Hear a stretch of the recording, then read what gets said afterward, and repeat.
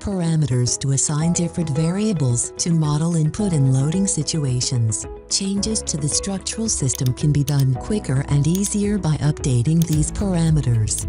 This simple structural system includes parameters for the surface thickness, foundation dimensions, and loading. The outer dimensions including length, width, and height are entered in the parameter list. The position of the central support is determined with formulas. The formulas may consist of numerical values, functions, or parameters. In the following steps, defined parameters are assigned to the nodes. All nodes with the same x-coordinate are initially selected. Select Edit Formulas in the Formula Editor to define the parameter for length. The y-coordinates are parametrized in a similar way. The parameter width y will be assigned to all node y-coordinates at this level. Only the height of the model is needed.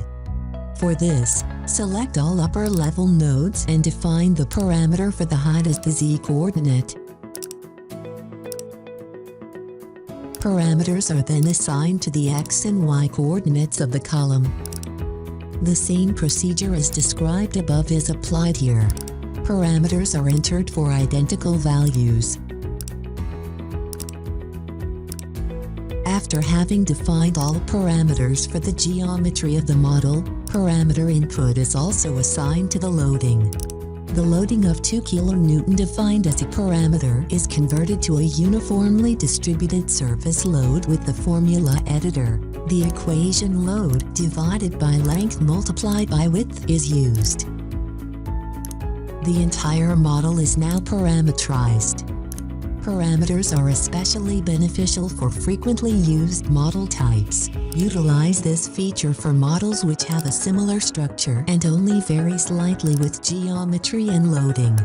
You can adjust the input values in the parameter list for various situations. Click Apply to transfer them directly to the model.